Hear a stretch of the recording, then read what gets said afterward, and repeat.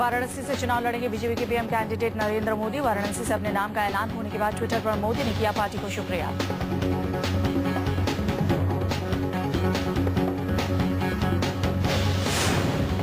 BJP के वरिष्ठ नेता मुरली मनोहर जोशी को मिला कानपुर से टिकट। जोशी मौजूदा लोकसभा में वाराणसी सीट का करते हैं प्रतिनिधित्व।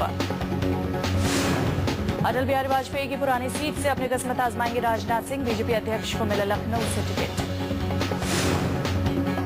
पीलीभीत से मेनका गांधी और सुल्तानपुर से वरुण गांधी लड़ेंगे चुनाव। बीजेपी चुनाव समिति ने लगाई गुहार। बीजेपी की केंद्रीय चुनाव समिति की मैराथन बैठक के बाद पार्टी ने जारी की लिस्ट। पार्टी ने यूपी में बेहतर चुनावी संभावनाओं की जताई उम्मीद। पश्चिमी उत्तर प्रदेश से भी हुआ सीटों का ऐलान। मेरठ से राजेंद्र अग्रवाल और कैराना से हुकुम सिंह के नाम पर लगी मुहर। पश्चिमी उत्तर प्रदेश की बागपत सीट से चुनावी मैदान में उतरेंगे मुंबई के पूर्व कमिश्नर सत्यपाल सिंह। कमिश्नर पद से इस्तीफा देकर हुए थे बीजेपी में शामिल। झांसी सीट से लड़ेंगे बीजेपी की राष्ट्रीय उपाध्यक्ष उमा भारती। कांग्रेस के प्रदीप जैन है फिलहाल झांसी से सांसद। देवरिया से लड़ेंगे बीजेपी के वरिष्ठ नेता कलराज मिश्र। आजमगढ़ से रमाकांत यादव और आगरा से चुनावी रण में लड़ेंगे रमाशंकर कठेरिया। पार्टी ने एक बार फिर गोरखपुर सीट से मौजूदा सांसद योगी आदित्यनाथ को दिया है टिकट। आदित्यनाथ गोरखपुर से ही 3 बार सांसद चुने गए हैं। हरिद्वार की सीट पर ताल ठोकेंगे रमेश पोखरियाल निशंक। उत्तराखंड के मुख्यमंत्री रह चुके हैं पोखरियाल। हरिद्वार सीट पर रमेश पोखरियाल और आम आदमी पार्टी प्रत्याशी कंचन भट्टाचार्य में होगा कड़ा मुकाबला। डायरेक्टर जनरल पद से रिटायर होकर आप में शामिल हुई थी कंचन। उत्तराखंड के पूर्व सीएम भुवन चंद्र खंडूरी को पौड़ी गढ़वाल से टिकट। कमल को खिलाने की करेंगे कवायद। टिहरी से रानी राज्य लक्ष्मी शाह और अल्मोड़ा से अजय टमटा आजमाएंगे किस्मत। जबकि नैनीताल से भगत सिंह कोश्यारी लड़ेंगे चुनाव। छत्तीसगढ़ के दुर्ग से सरोज पांडे होंगी पार्टी की उम्मीदवार। गुड़गांव से राव इंद्रजीत सिंह को मिला टिकट।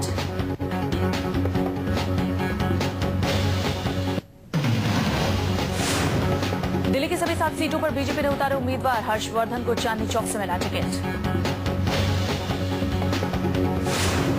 मीनाक्षी लेखी को नई दिल्ली से मिला टिकट। मीनाक्षी लेखी बीजेपी की प्रवक्ता हैं। पूर्वी दिल्ली से महेश गिर पर पार्टी आजमाएगी दांव।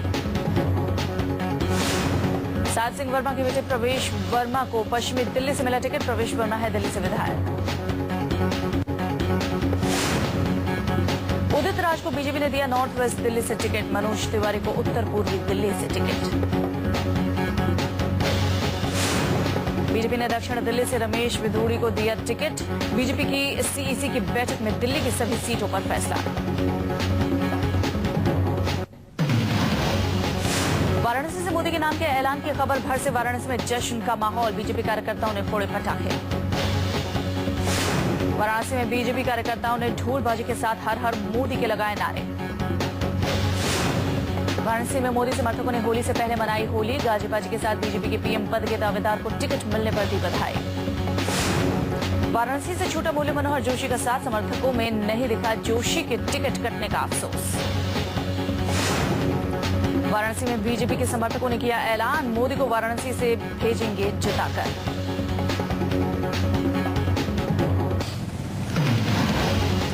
अमृतसर से चुनाव लड़ेंगे अरुण जेटली। मौजूदा लोकसभा में सिद्धू है अमृतसर से सांसद। अमृतसर सीट पर सिद्धू की भारी नाराजगी के बाद लगी जेटली के नाम पर मुहर। अमृतसर सीट से जेटली की दावेदारी की खबरें आने पर सिद्धू ने कहा था लड़ूंगा तो सिर्फ अमृतसर से ही। मीडिया में नाराजगी जाहिर करने के बाद सिद्धू को बीजेपी की चुनाव समिति की बैठक में बुलाया गया था। जेटली के लिए सीट छोड़ने पर हुए थे राजी। पटना साहिब से ही चुनाव लड़ेंगे बिहारी बाबू शत्रुघ्न सिन्हा। माना जा रहा था कि पार्टी सिन्हा को इस बार दिल्ली से चुनावी मैदान में उतारना चाहती है, लेकिन शत्रुघ्न पटना साहिब से ही चाहते थे टिकट। बीजेपी ने एक्ट्रेस से नेता बनी किरण खेर को चंडीगढ़ से चुनावी मैदान में उतारा है। किरण खेर का मुकाबला कांग्रेस के पवन बंसल और आप उम्मीदवार गुलपनाग से होगा। जेडीयू ने लोकसभा चुनाव के लिए अपने 15 उम्मीदवारों की सूची जारी की। बिहार विधानसभा के अध्यक्ष उदय नारायण चौधरी को जमुई से चुनावी मैदान में उतारा। जेडीयू ने पूर्व नौकरशाह केपी रमैया को सासाराम से उम्मीदवार बना है। यहां उनका मुकाबला कांग्रेस के वरिष्ठ नेता और लोकसभा अध्यक्ष मीरा कुमार से होगा। काराकाट से महाबली सिंह, औरंगाबाद से बागी कुमार वर्मा, गया से जीतन राम मांझी और नवादा से कौशल यादव उम्मीदवार बनाए गए हैं। जेडीयू ने बिहार के जिन 6 उम्मीदवारों की घोषणा की है उनमें एक महाबली सिंह मौजूदा सांसद हैं, जबकि 5 नए चेहरे हैं। बिहार में पहले चरण में 6 सीटों के लिए 10 अप्रैल को मतदान होना है।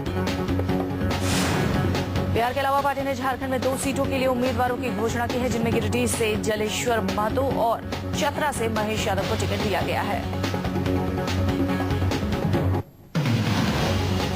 मोदी के साथ डिनर पर बीजेपी का हुआ पर्दाफाश। 5 सितारा होटल में मोदी के साथ डिनर करने के लिए लाखों रुपए का रखा गया था ऑफर। मोदी के साथ डिनर के जरिए बीजेपी जुटाना चाहती थी 2.5 करोड़ रुपए। डिनर 26 मार्च को होगा और इस डिनर में शिरकत करने के लिए 1 लाख रुपए से लेकर 2.5 करोड़ रुपए तक खर्च करने की बात सामने आई। इतना ही नहीं, इस आयोजन में सिल्वर, गोल्ड और प्लैटिनम स्पॉन्सरशिप भी उपलब्ध है, जिसमें सिल्वर के लिए 7 लाख रुपए, गोल्ड के लिए 1 करोड़ 20 लाख रुपए और प्लैटिनम स्पॉन्सरशिप के लिए 2 करोड़ 40 लाख रुपए चुकाने होंगे। मोदी के साथ डिनर की खबर आने के बाद बीजेपी नेताओं ने ऐसी किसी डिनर से किया है इनकार। प्रकाश जावड़ेकर ने कहा है ऐसी कोई डिनर पार्टी नहीं है।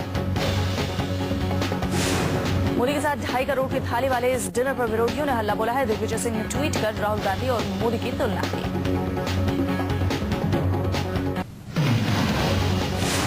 आम आदमी पार्टी ने लोकसभा चुनावों के लिए अपनी 6ठी लिस्ट जारी कर दी है। पार्टी से नाराज चल रही शाजिया इल्मी को आपने गाजियाबाद से कैंडिडेट बनाया है। शाजिया की नाराजगी के आगे आखिरकार आम आदमी पार्टी के टॉप नेताओं को झुकना ही पड़ा। उन्होंने शाजिया को दिल्ली से सटे गाजियाबाद से उम्मीदवार बनाया। 6ठी लिस्ट में कुल 55 उम्मीदवारों के नाम हैं। आम आदमी पार्टी ने अब तक 242 सीटों पर उम्मीदवारों की घोषणा की है। छत्तीसगढ़ के बस्तर से नक्सलियों ने संबंध रखने के आरोप में जेल जा चुकी सोनी सोरी को आप का कैंडिडेट बनाया गया है। हालांकि सोनी सोरी को कुछ दिन पहले ही सुप्रीम कोर्ट ने सभी आरोपों से मुक्त कर दिया था। आम आदमी पार्टी के उत्तराखंड के नैनीताल उधम सिंह नगर से क्रांतिकारी कवि बल्ली सिंह चीमा को टिकट दिया गया है। आम आदमी पार्टी के राष्ट्रीय संयोजक अरविंद केजरीवाल का बेंगलुरु में शनिवार को किया गया रोड शो। आज भी रोड शो की बात करेंगे बेंगलुरु में रैली को संबोधित। रोड शो में एक बार फिर केजरीवाल ने मीडिया पर साधा निशाना। मीडिया पर मोदी के पक्ष में खबरें दिखाने का लगाया इल्जाम। आईटी हब कही जाने वाली कर्नाटक की राजधानी बेंगलुरु में 17 अप्रैल को होगा मतदान। आम आदमी पार्टी को चंदा देने वाले टॉप 4 राज्यों में एक है कर्नाटक। पार्टी के बेंगलुरु सेंट्रल से इंफोसिस के पूर्व सीएफओ वी बालकृष्णन को चुनावी मैदान में उतारा है। बालकृष्णन 1 जनवरी को पार्टी में हुए थे शामिल। लोकसभा चुनाव के लिए प्रचार में जुटे हैं केजरीवाल। इससे पहले उत्तर प्रदेश, गुजरात, महाराष्ट्र में भी कर चुके हैं रोड शो।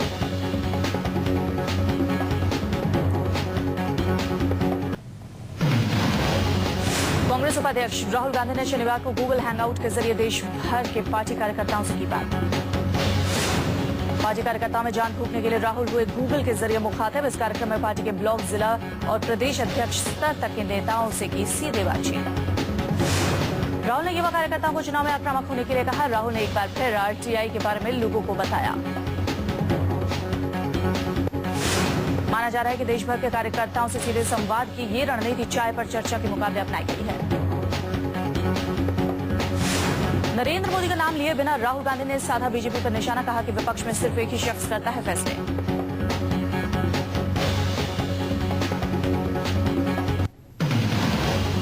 पंजाब के जालंधर में अकाली दल और बीजेपी के कार्यकर्ताओं में बीच सड़क मचा घमासान। जमकर चले लात और घूंसे।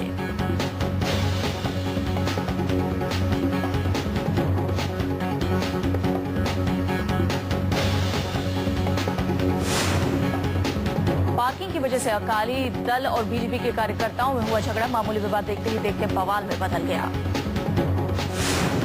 खुलेआम मारपीट होती रही और पुलिस ने नहीं की कोई कार्रवाई। बाद में पुलिस ने कराई दोनों पक्षों में सुलह।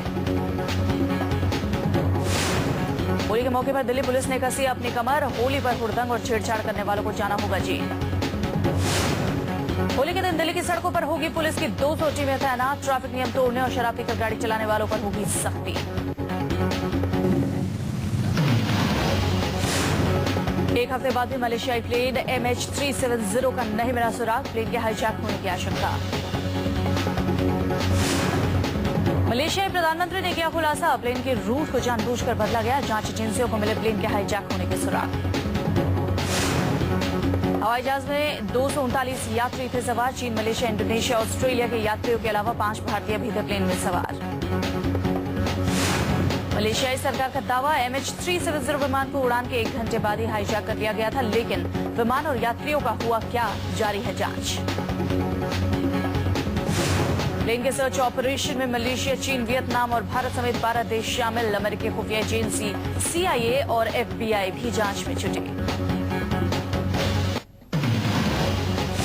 कश्मीर घाटी में इस्तांबुल इलाके में प्रदर्शन के दौरान पुलिस फायरिंग में हुई एक लड़के की मौत। घटना के बाद इलाके में तनाव। लड़के की मौत पर नाराज लोगों ने पुलिस के खिलाफ जमकर की नारेबाजी और पत्थरबाजी। इलाके में कई जगह आक्रोशित लोगों ने की आगजनी। पटियाला के कस्बा अलीवाल में PNB के ATM को तोड़कर 9.25 लाख रुपए लेकर चोर उड़े, लेकिन पुलिस को कानो कान खबर तक नहीं। CCTV में चोर की करतूत गायब।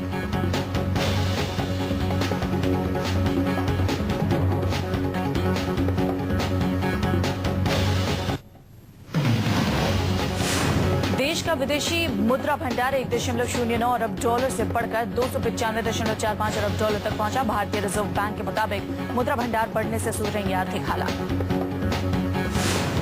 थोक महंगाई की दर 9 माह में निचले स्तर पर पहुंची। ताजा आंकड़े के मुताबिक महंगाई दर पिछले 9 महीने में सबसे निचले स्तर 4.66% पर पहुंच गई है। महंगाई दर कम होने के बाद RBI पर टिकी आम जनता की नजर। महंगाई दर में लगातार हो रही कमी को देखते हुए ब्याज दरों में राहत मिलने की उम्मीद। नोकिया के प्रमुख बन सकते हैं भारत के राजीव सूरी। सूत्रों के मुताबिक मार्च के आखिर या अप्रैल में हो सकता है नियुक्ति का औपचारिक ऐलान। सूरी अक्टूबर 2009 से NSN के प्रमुख हैं। सुप्रीम कोर्ट ने दवा कंपनी रनबैक्सी का लाइसेंस रद्द करने वाली PIL पर केंद्र सरकार और कंपनी को नोटिस जारी किया है। मैन्युफैक्चरिंग पर रोक से इनकार।